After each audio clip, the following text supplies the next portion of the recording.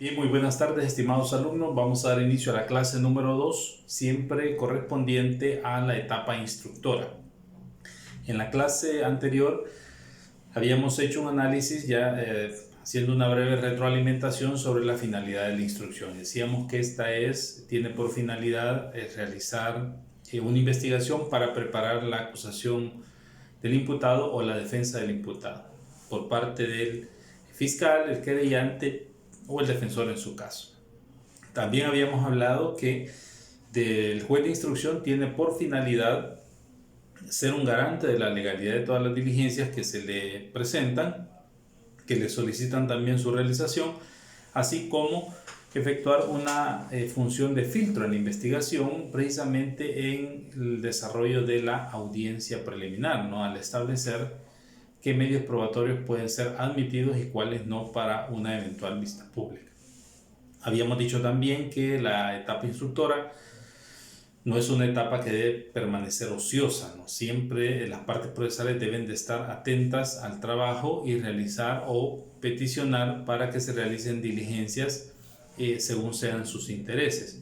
Habíamos hablado también del artículo 308 que nos da una posibilidad muy importante para que las partes puedan proponer diligencias.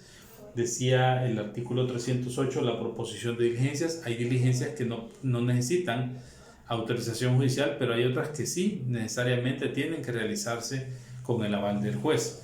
Hablábamos de actos urgentes de comprobación, declaración de testigos en calidad de diligencia útil, el requerimiento de algunos documentos de instituciones públicas o que no se pueden entregar tan fácilmente mediante un escrito por medio del defensor o del fiscal. Entonces, en esos casos necesitamos el auxilio judicial siempre. Ahora corresponde a esta clase hablar sobre, siempre en la etapa instructora, del auto de instrucción. Vamos a hablar del auto de instrucción y del plazo también de instrucción como tal. Fíjense bien, el auto de instrucción dice el artículo 302, auto de instrucción formal. Me voy a permitir leerlo. El juez dentro de los 3 días siguientes de recibir las actuaciones dictará un auto que contenga el plazo fijado para la instrucción indicando la fecha de finalización, el señalamiento de los actos urgentes de comprobación que requieran la autorización judicial y han sido solicitados por las partes o que estime necesario, la realización de anticipos de prueba, la indicación de los actos necesarios para la investigación del hecho delictivo. Este auto de instrucción es una resolución que emite el juez cuando llega el proceso de un juzgado de paz, ¿no? Recordemos que cuando estamos en la audiencia inicial, el juez de paz ahí va a resolver si el proceso amerita pasar o no a la etapa instructora y va a resolver también si se le aplica o no una medida cautelar. Entonces, cuando el juez de instrucción recibe ese proceso, tiene que emitir una resolución como esta, es un auto. Y este auto, pues la ley lo considera sumamente necesario porque acá, ya se van a dar cuenta ustedes, acaba toda la organización de la etapa instructora. Por ejemplo, cuando dice el plazo fijado para la instrucción indicando la fecha de finalización. Desde este primer momento procesal, el fiscal y el defensor ya saben en qué fecha va a terminar la etapa instructora. Por tanto, debe de estar atento, las partes deben de estar atentas a presentar con tiempo sus solicitudes en base al 308 o hacer todas las diligencias necesarias por aparte para ir recabando la información. ¿De dónde sale ese plazo que el juez fija? Bueno, eso viene dado desde la audiencia inicial, porque en la audiencia inicial el fiscal allá ante el juez de paz solicita que se pase el proceso de instrucción con un plazo de 6 meses, por ejemplo. Ahora, el juez de paz, al decidir si pasa instrucción, pues lo envía y ahí va el petitorio del fiscal donde está solicitando 6 meses. Por eso es que el juez, si el juez considera también, porque el juez puede considerarte que ese plazo de instrucción puede ser muy grande para el delito que se está investigando. Imaginémonos que es un delito lesiones simples tal vez, si el fiscal está pidiendo 6 meses, el juez pudiera reducirlo definitivamente por considerarte que 6 meses es un plazo mucho mayor para y el delito no reviste mayor complejidad. Entonces, en ese caso, acá las partes ya tienen conocimiento de cuándo va a terminar la etapa instructora. Esto es importante pues para prepararse y para presentar en un momento determinado los medios probatorios. Luego dice el ordinal segundo, el señalamiento de los actos urgentes de comprobación que requieran la autorización judicial y hayan sido solicitados por las partes o que estimen necesario. Mira, aquí hay un aspecto importante, que el juez se va a pronunciar también si hay actos urgentes de comprobación que hayan sido solicitados por las partes. Acá debe entenderse que son actos pues que se solicitan en ese momento porque a lo mejor en las primeras diligencias no se tenía la información necesaria. Por ejemplo, yo en la audiencia preliminar, en la audiencia inicial, perdón, no conocía dónde se encontraban el arma o la droga o la mercadería o una persona ubicada que ha sido secuestrada, desaparecida, lo que sea, o algún otro tipo o algún bien que me hurtaron, me robaron, no tenía conocimiento, pero cuando el proceso llega a instrucción, en ese momento yo tengo conocimiento de eso y perfectamente ahí puedo solicitarle al juez antes de que él resuelva el auto de instrucción. Por eso es que la ley habla de que él va a señalar los actos urgentes de comprobación que requieran la autorización judicial y hayan sido solicitados por las partes, en el caso de un registro, o que estime necesarios. Vea que es importante porque el juez, dentro de su facultad investigativa, porque el juez también tiene una actividad investigativa.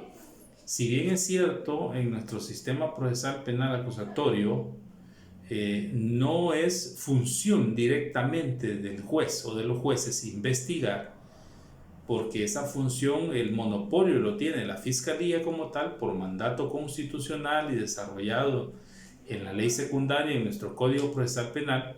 Sin embargo, la ley, el Código Procesal Penal le da facultades al juez de instrucción para que él pueda ordenar un acto urgente de comprobación cuando lo estime conveniente. Y lo dice acá, si él lo estima necesario. Pensemos, por ejemplo, en un peritaje de una persona que ha sido abusada sexualmente. El juez, si considera de que el fiscal, no obstante, ordenó el peritaje, pero hace falta, digamos, más elementos, pudiera ordenar una ampliación como iniciativa de él también. Lo que el juez busca o lo que se va queriendo con todas estas diligencias es, como decíamos, esclareciendo los hechos, ir encontrando la verdad de los hechos para luego tener fundamento y resolver sobre una situación en particular. Dice, también va a pronunciarse sobre la realización de los anticipos de prueba. Ya sabemos que como anticipo de prueba en nuestra legislación procesal penal única y exclusivamente se conoce a el anticipo de prueba testimonial. Todas las demás diligencias no son anticipos de prueba, solo la prueba testimonial anticipada, que debe de cumplir ciertos requisitos. Ya de eso hemos hablado en procesal penal 1. Entonces, si se diera el caso que es necesario realizar un anticipo de prueba, el juez deberá ordenarlo acá en el auto de instrucción. Y luego dice, la indicación de los actos necesarios para la investigación del hecho delictivo. La investigación de los actos necesarios. Aquí puede establecerse algún direccionamiento al fiscal para requerir algún documento o que presente el fiscal, tal vez omitió presentar las conclusiones de algún peritaje o algún documento que lo mencionó en las primeras diligencias, pero él no lo presentó por cualquier motivo. Sin embargo, pues es creíble que ese documento existe y que puede ser incorporado, que tal vez por alguna situación de burocracia en las instituciones no se tuvo, o por el tiempo en el momento oportuno. Entonces, por eso es la indicación de los actos necesarios para la investigación del hecho delictivo también. Ese puede ser un ejemplo de presentar esas circunstancias. Por ejemplo, digamos, presenta una copia de una certificación de partida de nacimiento. Puedes requerírsele que presente una original, ¿no? Que es algo que es creíble que va a estar en las alcaldías donde lo haya solicitado. Entonces, Mediante este auto de instrucción es importante porque las partes ya tienen el conocimiento de cuándo termina la etapa instructora. Hay dos cosas importantes y quiero recalcarlas acá. Siempre le hemos dicho que el juez de instrucción en este caso no tendrá competencia para pronunciarse sobre las medidas cautelares que el juez de paz haya impuesto. Por ejemplo, el juez de paz impuso 3 medidas cautelares, digamos, de restricción de movilidad: no salir fuera del país, presentarse cada 15 días al juzgado de instrucción, no visitar lugares de dudosa procedencia. Entonces, sobre esas medidas cautelares, el juez de instrucción en este primer momento, repito, en este momento está inhibido de pronunciarse. Es decir, en este auto, cuando levanta este auto, no puede el juez de instrucción, diríamos, decir, considerando el suscrito de que la prohibición de salir fuera del país es innecesaria en este caso porque desde la audiencia inicial el imputado demostró sus arraigos, por tanto, se va a modificar esta medida cautelar. Eso no puede ser porque la ley en este primer momento procesal no lo permite. El auto de instrucción ya está detallado qué es lo que va a hacer. Ya no sea una detención provisional, por ejemplo, que el juez, a petición del fiscal, el juez de paz le decretó la detención provisional y cuando llegue el proceso, el juez se estaría, digamos, extralimitando si él hace un análisis de esa detención y al final resuelve ponerlo en libertad, aunque lógicamente el proceso va a continuar en esta etapa, lo va a poner en libertad porque él considera, de acuerdo a su juicio, a su valoración que hace de los primeros indicios, que no concurren los presupuestos procesales para decretar la detención provisional, es decir, está en desacuerdo con la decisión del juez de paz. Esas resoluciones no las puede tomar el juez de instrucción, perdón. Está inhibido, no está dentro de su competencia, al menos en este momento, recalco, en este momento, porque más adelante sí, no lo puede hacer. Lo mismo sería cuestionar, por ejemplo, el pase del proceso de las primeras diligencias a la etapa instructora. Es decir, el juez de instrucción, considero de que no era necesario enviar el proceso a mi instancia, a la etapa instructora, por estas y estas razones. Y devolverlo, por ejemplo, a fiscalía, eso no puede pasar, ¿no? Porque sería también una violación o sería una atribución a funciones que no le competen al juez en ese momento, ¿no? Sería una usurpación de funciones porque quien decretó eso tuvo un fundamento, una motivación que fue el juez de paz, con lo que presentó la representación fiscal. Entonces, vean qué interesante se vuelve el auto de instrucción, ¿no? Este auto de instrucción nos lleva a que conozcamos la fecha de finalización. Y esto es importante porque si buscamos en la ley, allá por el artículo 355, vea lo que dice el artículo 355. El fiscal y el querellante podrán proponer hasta 5 días después de concluida la instrucción. Hasta 5 días después de concluida la instrucción. ¿Cómo sabe el fiscal y el querellante cuándo termina su periodo de instrucción? Porque en el auto de instrucción, el que estamos viendo, lo dice en el ordinal primero: el plazo fijado para la instrucción deberá resolver el plazo fijado para la instrucción indicando la fecha de finalización.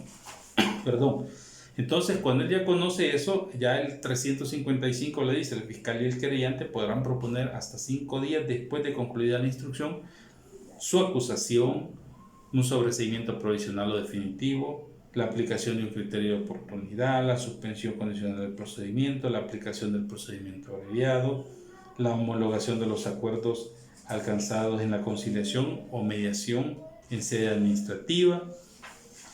Todas estas salidas alternas que estudiamos en Procesal Penal 1 puede proponerlas el fiscal o el querellante hasta 5 días después de concluida la instrucción. Ahí va también la acusación, lógicamente, que es la finalidad de la instrucción. Déjeme decirle, en términos prácticos, muchas veces en toda la etapa instructora ya se tiene tal vez un acuerdo o el rumbo del proceso lleva a que las partes, por ejemplo, quieren conciliar. O el fiscal está, de acuerdo en que se le aplique un procedimiento abreviado o una suspensión condicional del procedimiento. No obstante, la ley, el 355, faculta al Ministerio Público para que lo pueda hacer mucho más antes de llegar a la audiencia preliminar, presentar esa solicitud. Es bastante difícil que en la práctica, no digo que imposible, pero es difícil o se ve con poca frecuencia que el fiscal lo vaya a presentar un escrito, por ejemplo, solicitando que se aplique un procedimiento abreviado. Es bastante difícil, lo pudiera hacer y el juez incluso puede señalar una audiencia especial para ello. Pero generalmente lo que representación fiscal hace es esperar que se llegue la audiencia preliminar y si hasta ese momento procesal las condiciones todavía están dadas para poder echar a andar una salida alterna, pues lo hacen. Es una posición bastante prudente también del Ministerio Público Fiscal, hay que decirlo, en aras de salvaguardar los intereses de la víctima, porque también no puede aventurarse a establecer de esa manera, pero perfectamente lo pudiera hacer. Entonces, acá es importante eso. Pensemos de que el fiscal presentó su dictamen acusatorio. Entonces, vea lo que dice luego el artículo 357. Dice, presentada la acusación de la que estamos hablando en el 355, presentó la acusación después de 5 días de finalizar, dentro de los 5 días después de finalizado la etapa instructora, presentó la acusación.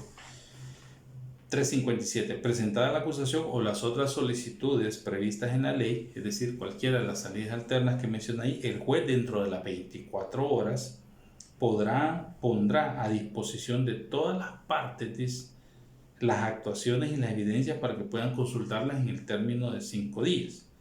Finalizado el juez señalará día y hora para la audiencia preliminar, dice, en un plazo no menor de 3 días ni mayor a 15 días.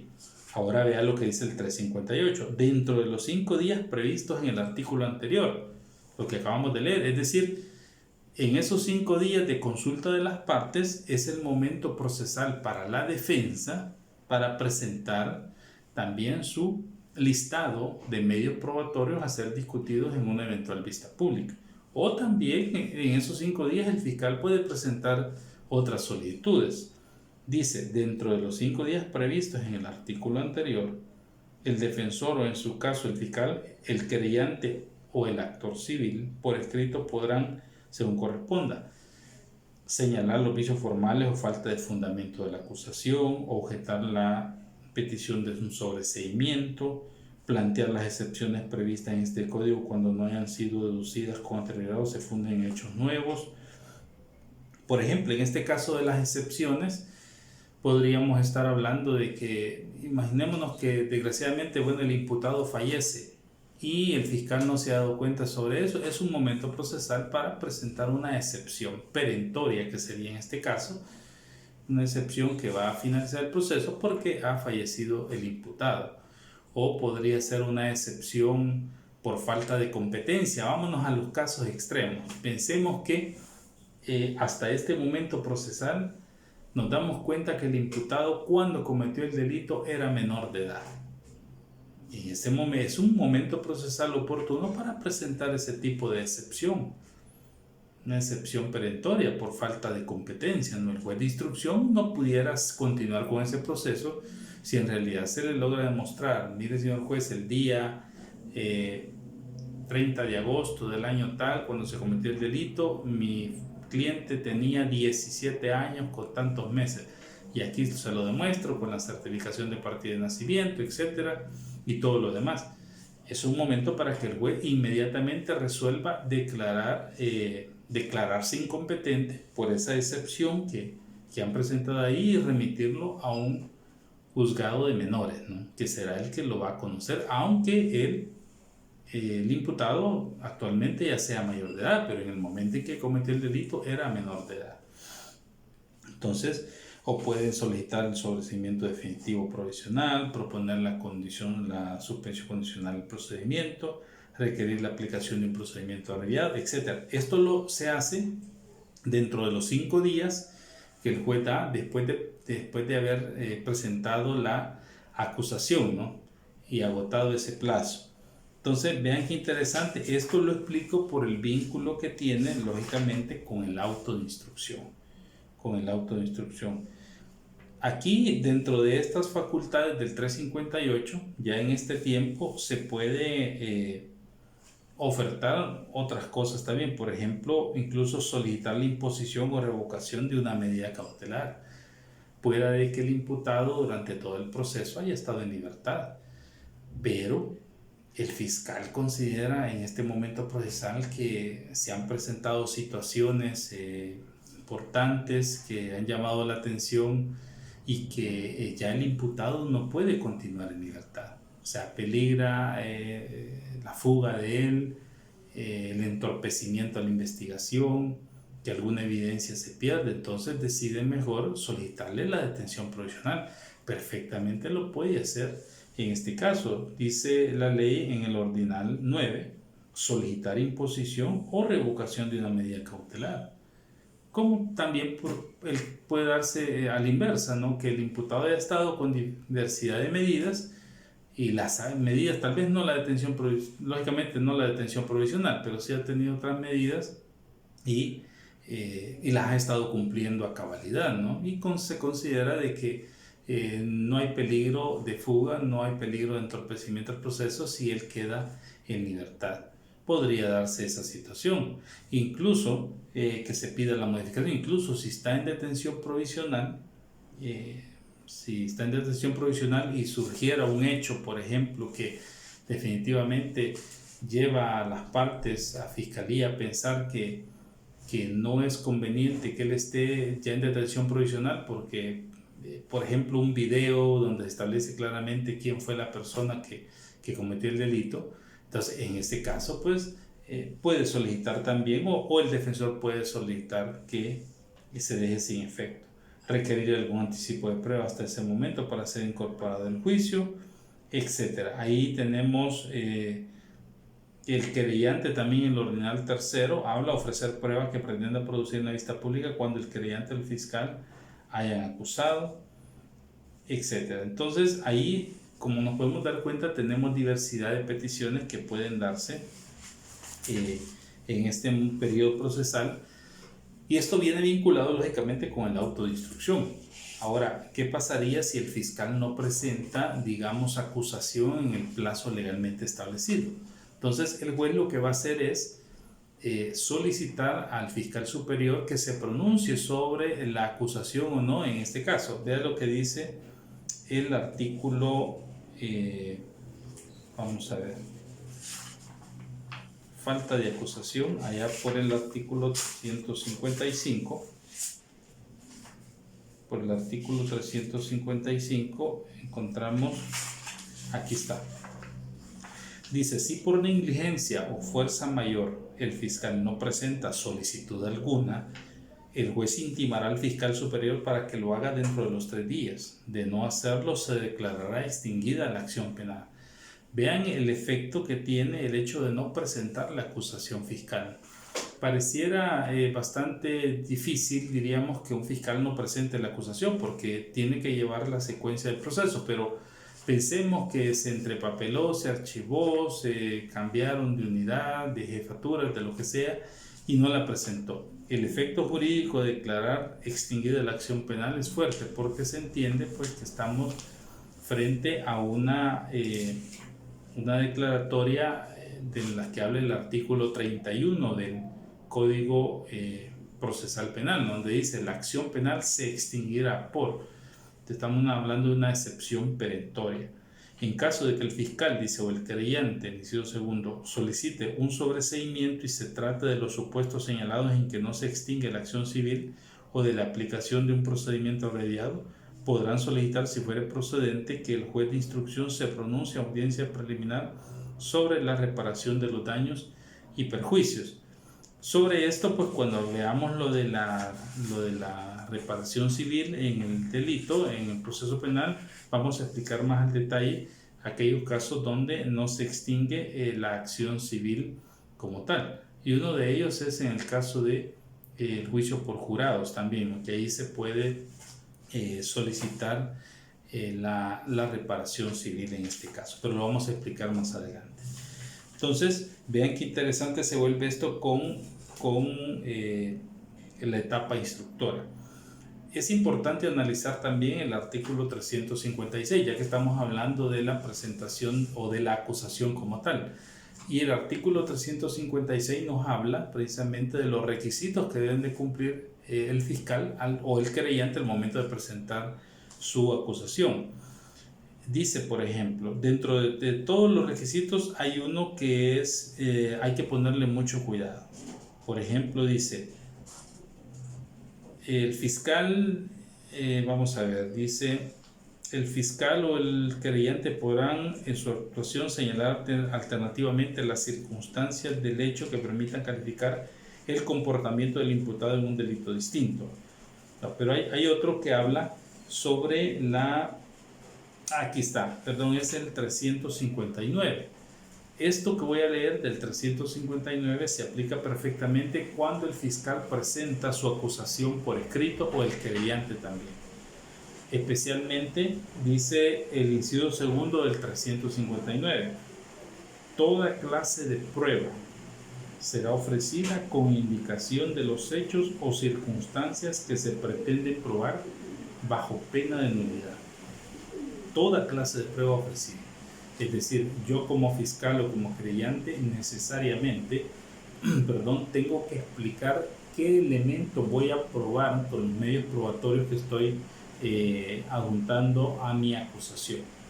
Si voy a probar la participación del imputado o la existencia del delito. Si voy a probar la participación, qué aspectos de esa participación voy a probar. Si mi testigo vio cuando él se hurtó las cosas, cuando la robó, cuando le disparó a la persona, si mi testigo vio cuando que él portaba la droga, que él la amenazó o él lo amenazó, ¿qué es lo que voy a demostrar? Si voy a demostrar, por ejemplo, que mi testigo, a través de mi testigo, el imputado le ayudó, por ejemplo, colaboró en la ejecución del delito, tal vez no fue autor directo, pero sí colaboró de manera indirecta, con un vehículo, con limpiar el camino, qué sé yo, cualquier circunstancia, ¿qué es lo que pretendo? O por el contrario, si soy defensor también, ¿qué es lo que pretendo demostrar con mi testigo? Que el imputado, por ejemplo, en ningún momento mostró signos de violencia, que en ningún momento lo golpeó, no lo injurió, no profanó amenazas contra X persona, que a lo mejor mi cliente ya era propietario de esos objetos que se le están atribuyendo con mercadería de dudosa procedencia. Puedo demostrar muchas cosas, ¿no? Que el testigo andaba comprando con él, que él tiene las facturas, que él, etcétera, lo que sea. Entonces, esos detalles es importante en un primer momento establecerlos, en el caso de la fiscalía, en la acusación fiscal o como querellante. Lo mismo como defensor, porque eso empieza a dar un panorama amplio de la importancia que tienen mis medios probatorios, de la importancia, o qué es lo, como dice la ley, qué es lo que yo pretendo probar. Se me hará más fácil, podré fundamentar mejor y el juez va a tener una mejor visión de lo que, cuál es mi pretensión dentro de la audiencia preliminar. ¿Para qué me van a servir esos testigos? Es decir, porque ese es el objeto. Cuando veamos el desarrollo de la audiencia preliminar y cómo se va ejecutando, nos vamos a dar cuenta de que ese es mi objetivo de la audiencia, convencer al juez o demostrarle que mis medios probatorios son útiles y que es necesario que los interroguemos en una vista pública, que desfilen en una vista pública, que estén presentes pues, para esclarecer los hechos. Entonces, Este elemento es importante, aparte de otro que voy a explicar ya en la próxima clase que tengamos. Bien, es todo por el momento y muy buenas tardes.